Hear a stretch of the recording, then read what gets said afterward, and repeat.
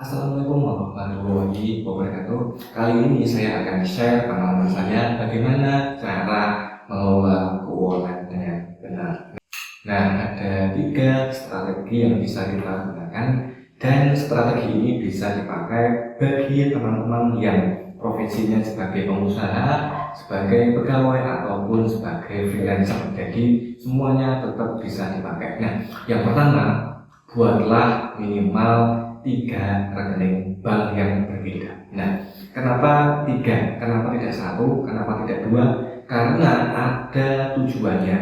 3 rekening itu semua akan kita split, akan kita bagi-bagi sesuai dengan fungsi dan peruntukannya. Contoh ya, rekening 1 itu adalah dana untuk pengembangan. Kalau teman-teman sebagai pengusaha berarti adalah dana pengembangan usaha atau dana pengembangan bisnis. Kalau teman-teman sebagai pegawai berarti adalah dana pengembangan diri untuk ikut seminar, ikut workshop, pelatihan, beli e-book, beli membership berbayar dan sebagainya. Intinya rekening pertama adalah rekening untuk pengembangan diri dan pengembangan bisnis, karena jika kita tidak menyiapkan rekening untuk pengembangan hidup kita tidak akan naik kelas, karena kita tidak akan bisa upgrade ilmu-ilmu baru dan upgrade skala bisnis yang lebih gede. Yang kedua adalah rekening untuk tabungan, yaitu dana yang disisihkan setiap bulannya.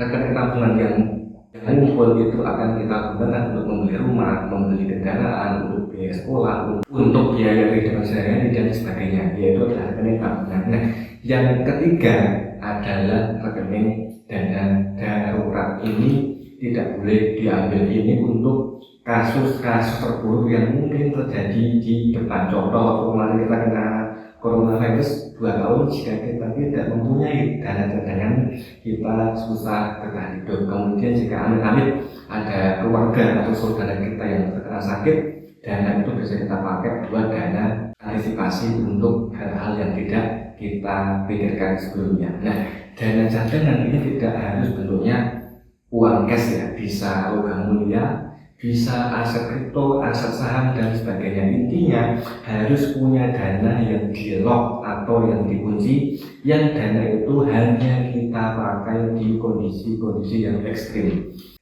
Yang kedua, kita harus mencatat pengeluaran bulanan kita. Itulah sebabnya saya selalu menggunakan QR di saat saya belanja, karena jika kita pakai QR, kita tinggal lihat mutasi bulanan, itu kita ketahuan sebulan belanja berapa, habisnya berapa. Karena kadang kalau uang cash kita agak susah dan ribet menghitungnya. Jadi catatlah pengeluaran dan pemasukan. Jika teman-teman sebagai pengusaha, berarti ada laporan keuangan harian dan laporan keuangan bulanan. Jika pegawai berarti ada pemasukan bulanan dan bonus jika ada.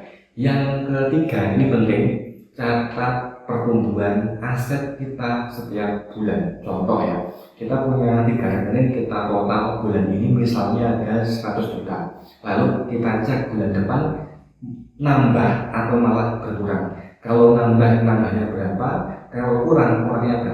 Lalu cek lagi mutasi dan total saldo di bulan ketiga. Cek saldonya nambah atau tidak, 100 juta lebih atau malah tambah berkurang. Nah, kita jika jago mengelola keuangan, aset kita akan nambah dan aset kita akan tumbuh dari tahun ke tahun, dari bulan ke bulan. Tapi jika setiap bulan aset kita menurun atau berkurang, berarti ada yang salah di manajemen keuangan kita. Dan saya banyak ketemu teman-teman yang seolah-olah bisnisnya laris, seolah-olah bisnisnya itu ramai dan bagus, tapi mohon maaf hidupnya tidak ada peningkatan karena uangnya boncos, uangnya boros. Jadi asal merasa sudah kaya, merasa sudah laris, merasa masih mampu, boros. Jadi beli A, beli B, beli C tanpa dihitung, tanpa dipikirkan. Itulah sebabnya asetnya setiap tahun terus berkurang tanpa dia sadari, karena tidak dia kontrol